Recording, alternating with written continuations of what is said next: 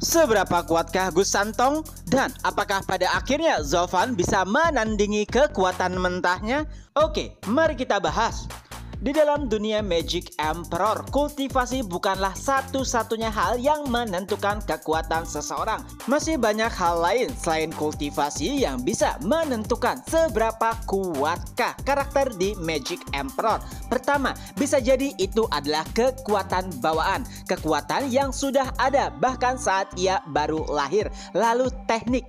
Memiliki banyak teknik bisa menjadikan salah satu keuntungan walaupun memiliki kultivasi yang agak rendah. Dan pengetahuan juga termasuk hal yang bisa menentukan kekuatan seseorang. Seperti pengetahuan terkait dengan kultivasi, membaca situasi, dan mungkin yang terakhir bisa kita masukkan pengalaman bertarung. Lalu, bagaimana dengan Gus Santong? Apa yang membuat dirinya jauh lebih kuat dibandingkan seseorang dengan kultivasi yang sama? Dan hanya ada satu jawaban terkait dengan hal tersebut, yaitu kekuatan bawaan. Dan itulah yang membuat Gus Santong sudah overpower sejak dini. Bukan karena pengetahuan, bukan karena tekniknya, tapi hanya karena kekuatan bawaan.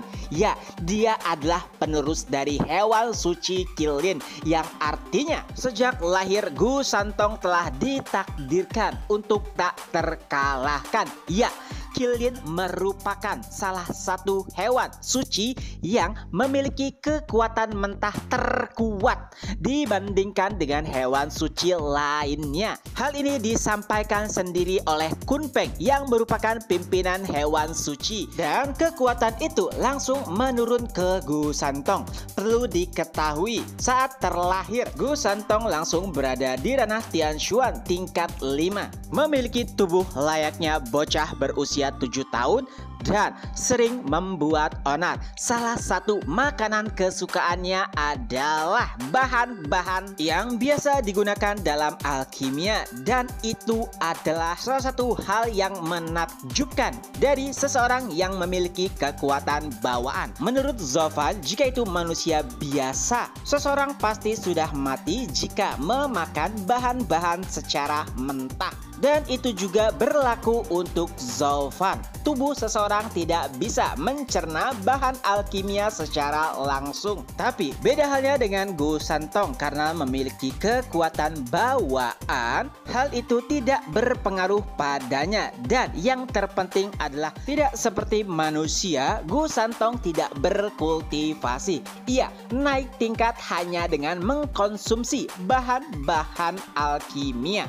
Dan itulah mengapa Gus Santong sangatlah kuat. Bahkan saat awal kelahirannya, ia telah mengalahkan banyak ahli ranah Tianshuan dan visi dewa. Seharusnya Gus Santong telah menghancurkan Tianyu Empire, tapi untungnya dengan akal-akalan kekaisaran, Gus Santong berhasil dikalahkan dengan sebuah pertaruhan. Lalu bagaimana tingkat perbandingan kultivasi Gus Santong dengan orang-orang lainnya? Sejujurnya ini agak sulit untuk dijelaskan. Saat Gus Santong berada di ranah Tianshuan, ia bisa dengan mudah mengalahkan para ahli di ranah visi dewa. Lalu saat Gus Santong berada di ranah visi dewa, bahkan seluruh ranah visi dewa tidak ada yang bisa menyentuhnya. Begitu juga ahli di tahap eternal. Lalu saat berada di tahap eternal tingkat 6, ia bahkan bisa dengan mudah membunuh para ahli tahap eternal puncak. Ya, Mimin bisa simpulkan secara kasar, mungkin tingkatan kultivasi Gus Santong itu 2 tingkat dari kultivasi dasarnya.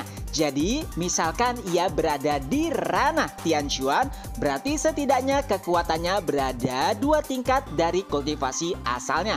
Jika itu Tianshuan, di atasnya ada visi dewa dan selanjutnya ada eternal. Berarti kekuatan Gus Santong di ranah Tianshuan setara dengan ahli tahap eternal, dan itu juga yang menjadi alasan bagaimana Gus Santong bisa membunuh ahli tahap visi dewa saat ia berada di ranah Tianshuan. Lalu bagaimana dengan Zulfan? Apakah pada akhirnya ia bisa menandingi Gus Santong?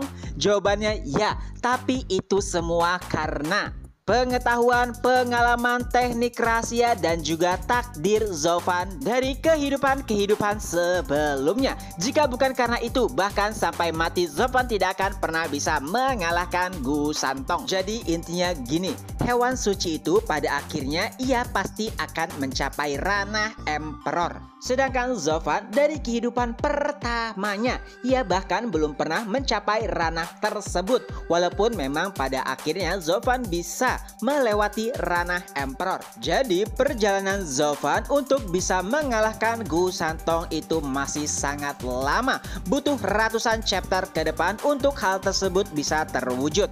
Dan itulah sedikit informasi seberapa kuatkah Gu Santong. Jika ada kesalahan ataupun kekurangan bisa kalian koreksi. Ketemu lagi di next video. Bye bye.